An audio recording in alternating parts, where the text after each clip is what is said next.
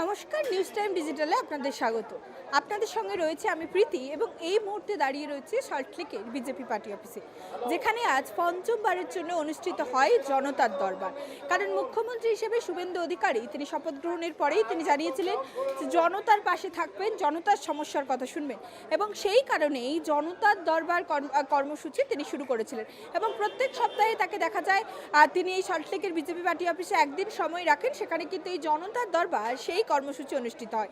এবং সেই মতো আজও কিন্তু জনতার দরবার কর্মসূচি অনুষ্ঠিত হয়, যেখানে শুভেন্দু অধিকারী তিনি যেমন উপস্থিত ছিলেন, তার পাশাপাশি বিজেপির অন্যান্য নেতৃত্বরা, লকেট চট্টোপাধ্যায়, শশী অগ্নিহোত্রী সহ কিন্তু আরও একাধিক ব্যক্তিত্বরা তারা উপস্থিত ছিলেন। প্রায় 30 জন মতো সাধারণ মানুষ রাজ্যের বিভিন্ন প্রান্ত থেকে তাদের নিজেদের সমস্যার কথা নিয়ে আজ মুখ্যমন্ত্রী শুভেন্দু অধিকারীর দরবারে বলা যেতে পারে সেখানে উপস্থিত হন সুরাহার আশায়। এবং যখন তারা বেরিয়ে যাচ্ছেন তাদের হাসি মুখে, কারো চোখে জল, তবে এই জল কিন্তু আনন্দের, কারণ তারা বলছেন যে মুখ্যমন্ত্রী যেভাবে তাদের সঙ্গে কথা বললেন, যেভাবে তাদের সমস্যার কথা শুনলেন এবং যেভাবে আশ্বস্ত করলেন সময়সীমা দিয়ে যে ব্যবস্থা নেওয়া হবে, তাতে কিন্তু তারা খুশি। এর আগে গত দিনে এই ধরনের আশ্বাস তারা কখনো পায়নি, এমনটাই কিন্তু জনতার দরবারে আগত সাধারণ মানুষরা তারা জানাচ্ছেন। এবং এর মধ্যে উল্লেখযোগ্যভাবে ভবানীপুর, যেখান থেকে জিতেছেন মুখ্যমন্ত্রী শুভেন্দু অধিকারী, সেই ভবানীপুরেরই একজন বাসিন্দা চন্দনা হাজরা তিনি আজ এসেছেন এবং তার অভিযোগ প্রাক্তন মুখ্যমন্ত্রী মমতা বন্দ্যোপাধ্যায়ের ভাই অজিত বন্দ্যোপাধ্যায় দীর্ঘ 1999 সাল থেকে তার জমি দখল করে রেখেছে।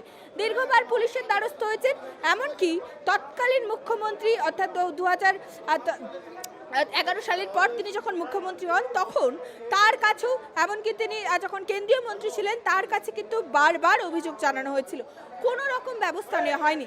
এমনকি 2017 সালে যখন কালীঘাট থানায় তিনি অভিযোগ জানান এই জমি দখলের ব্যাপারে, তখন ব্যবস্থা নেওয়ার পরিবর্তে কালীঘাট থানায় কিন্তু তাদের হেনস্থা করা হয়, এমনটাই অভিযোগ জানাচ্ছেন ওই মহিলা। তিনি জানাচ্ছেন সেই সময় 2017 সাল কালীঘাট থানায় ওসি ছিলেন শান্তনু সিনহা বিশ্বাস।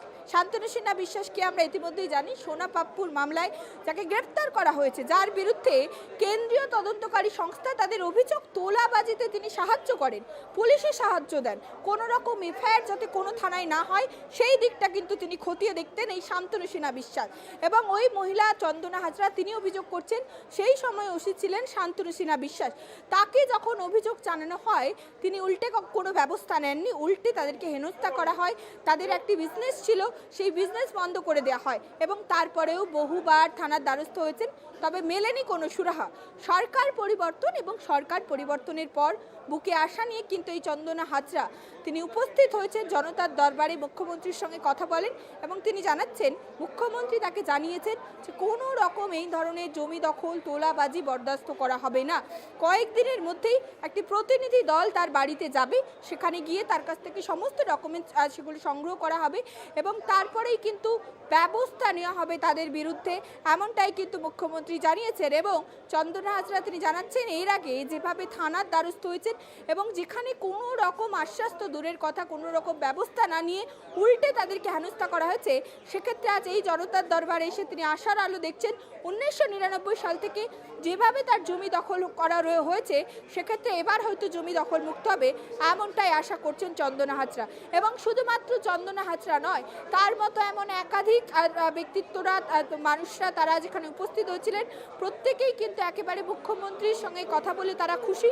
প্রত্যেকেই জানাচ্ছে যে মুখ্যমন্ত্রী যেভাবে কথা বলছেন, সমস্যার কথা শুনছেন, গত দিনে এই ধরনের ভাব কোনো মুখ্যমন্ত্রী কিন্তু তাদের কথা শোনেননি এবং মুখ্যমন্ত্রীর কথায় তারা আশ্বস্ত, মুখ্যমন্ত্রী ব্যবস্থা নেবেন, এমনটাই কিন্তু জানাচ্ছেন সাধারণ মানুষেরা। এবং দেখা যাচ্ছে জলপাইগুড়ি থেকে একজন এসেছেন যার বাচ্চার চিকিৎসার খরচ বাবদ 5 লক্ষ টাকা দেবেন মুখ্যমন্ত্রী, এমনটাও জানিয়েছেন। অর্থাৎ সব মিলিয়ে পঞ্চমবারের জনতা দরবার, যেখানেও কিন্তু প্রায় 30 জন মানুষ তারা বিভিন্ন দাবি নিয়ে, বুকে আশা নিয়ে মুখ্যমন্ত্রীর কাছে এসেছেন, তবে আশাহত হয়ে কিন্তু কাউকেই ফিরতে হয়নি। প্রত্যেকেই আশার আলো নিয়ে একেবারে মুখ্যমন্ত্রীর কথায় আশ্বস্ত হয়ে মুখে হাসি নিয়ে কিন্তু প্রত্যেকেই ফিরছেন। কারণ প্রত্যেকেই বলছেন এর আগেও তারা দেখেছেন যেভাবে এর আগেও জনতার দরবার করেছেন মুখ্যমন্ত্রী, যেভাবে সাধারণ মানুষের পাশে দাঁড়িয়েছেন, এবারেও মুখ্যমন্ত্রীর কথা শুনে তারা বলছেন এবারেও মুখ্যমন্ত্রী তাদের পাশে দাঁড়াবেন, এমনটাই কিন্তু তারা জানেন এবং সেই ভাবেই আশ্বস্ত হয়ে কিন্তু মুখে হাসি নিয়ে বাড়ি ফিরছেন সাধারণ মানুষেরা। ক্যামেরায় জ্যোতির্ময় সঙ্গে report news time Bangla, Salt Lake. ক্যামেরায় জ্যোতির্ময় সঙ্গে report news time Bangla, Salt Lake.